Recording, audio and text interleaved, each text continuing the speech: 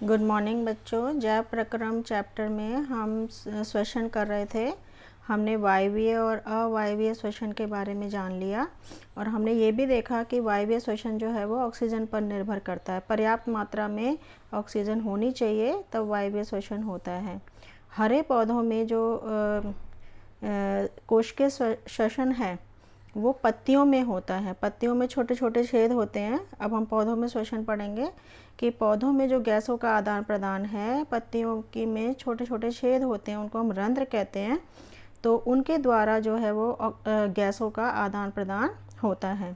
पौधे की जो कोशिकाएं हैं उसमें पौधे जो है वो ऑक्सीजन लेते हैं और कार्बन डाइऑक्साइड छोड़ते हैं और ये आदान प्रदान विसरण विधि द्वारा होता है। और उसके बाद हम यहाँ पर एक चित्र देखें, जो है ये स्टोमेटा का चित्र है। इसका जो है मैं बुक में बहुत अच्छे से दिया हुआ है वो दिखाती हूँ कि जो स्टोमेटा है, स्टोमेटा मीन्स इसको हम जो पत्तियों में छेद होते हैं उनको स्टोमेटा बोलते हैं। तो ये इसमें रंध्र है, छेद है। ये दो कोशिकाएं होती हैं, इनको हम द्वार कोशिकाएं या रक्षी कोशिकाएं कहते हैं। इन कोशिकाओं की अपनी भित्ति भी है। और उसके बाद ये जो हरा हरा आपको नज़र आ रहा है ये हरित लवक है, ये केंद्रक है दोनों में। इस टाइम ये खुला हुआ रंध्र है और बंद के टाइम ये जो है ये इस तरह हो जाता है। ये द्वार कोशिकाएं जो है वो ऐसे हो जाती हैं, तो ये जो रंध्र है बीच में जो छेद है वो बंद हो जाता है। उसके बाद हम पढ़ेंगे कि पौधों में वैसे तो प्रत्येक भाग में श्वसन होता है, यानी कि तने में जो हरे भाग हैं उन सब में जो है श्वसन की जो प्रक्रिया है वो होती है। लेकिन पत्तियां जो है वो विशेषतर इस कार्य के लिए बनी हैं और पत्तियों में भी रंध्र हैं। रंध्र में ऑक्सीजन और कार्बन डाइऑक्साइड का आदान प्रदान होता है। दिन के समय प्रकाश संश्लेषण और श्वसन दोनों होते हैं। मतलब कि दिन के समय जो है सूरज का प्रकाश मिल रहा है, तो जो प्रकाश संश्लेषण प्रक्रिया हम पढ़ चुके हैं उसमें कार्बन डाइऑक्साइड लेते हैं पौधे और ऑक्सीजन छोड़ते हैं। और श्वसन में क्या होता है, श्वसन में जो ऑक्सीजन लेते हैं और कार्बन डाइऑक्साइड छोड़ते हैं। यानी कि हम कह सकते हैं कि दिन के समय ये दोनों प्रक्रिया पौधे में होती हैं। और ये जो गैसेस का आदान प्रदान है ये विसरण विधि द्वारा होता है। विसरण विधि में हम फर्स्ट चैप्टर में भी पढ़ चुके हैं और भी कई जगह पढ़ चुके हैं। विसरण विधि होती है कि पदार्थ का जहाँ उसकी ज़्यादा सांद्रता है वहाँ से जहाँ कम है उस ओर जाना, तो वो विसरण कहलाता है। और रात्रि में क्या होता है, रात में सूर्य का प्रकाश होता नहीं है तो प्रकाश संश्लेषण प्रक्रिया नहीं होती और सिर्फ जो है वो श्वसन होता है। और श्वसन में सिर्फ ऑक्सीजन पौधे लेते हैं और कार्बन डाइऑक्साइड छोड़ते हैं। आपने सुना होगा हम कहते हैं भाई रात को पौधों के नीचे नहीं जाना चाहिए, पेड़ों के नीचे नहीं जाना चाहिए। कारण इसका यही है क्योंकि रात के समय वो ऑक्सीजन नहीं छोड़ रहे होते, सिर्फ कार्बन डाइऑक्साइड गैस छोड़ रहे होते हैं। तो इसलिए कहते हैं कि रात को पौधों के नीचे, पेड़ों के नीचे नहीं जाना चाहिए।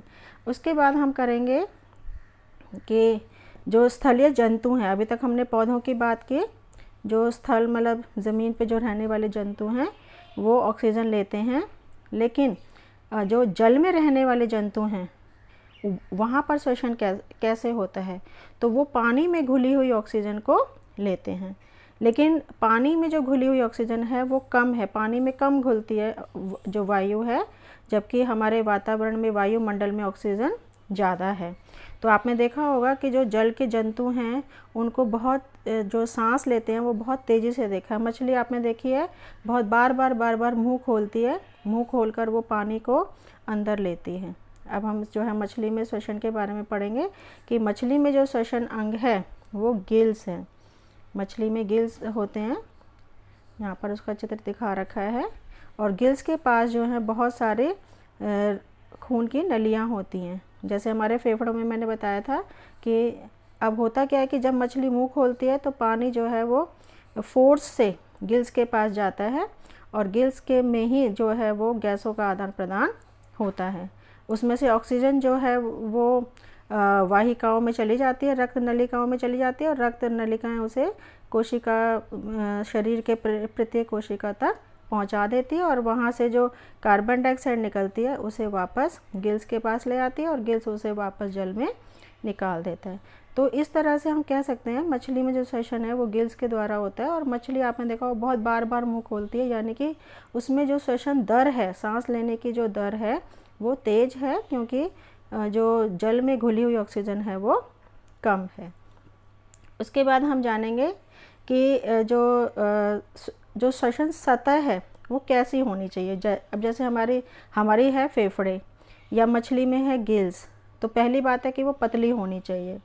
दूसरा है कि श्वसन गैसों के लिए पारगम्य होनी चाहिए। पारगम्य मीन्स अपने अंदर आसानी से पदार्थों को आने जाने दे, और जल या श्लेष्मा द्वारा नम होनी चाहिए, यानी कि सूखी सतह नहीं होनी चाहिए, थोड़ी सी नमी होनी चाहिए वहाँ पर, और उसका क्षेत्रफल ज़्यादा होना चाहिए। ज़्यादा क्षेत्रफल होगा तो श्वसन की दर बढ़ेगी, और प्रत्यक्ष या अप्रत्यक्ष रूप से वो वायु या जल के संपर्क में होनी चाहिए, तभी गैसों का आदान प्रदान बढ़ेगा।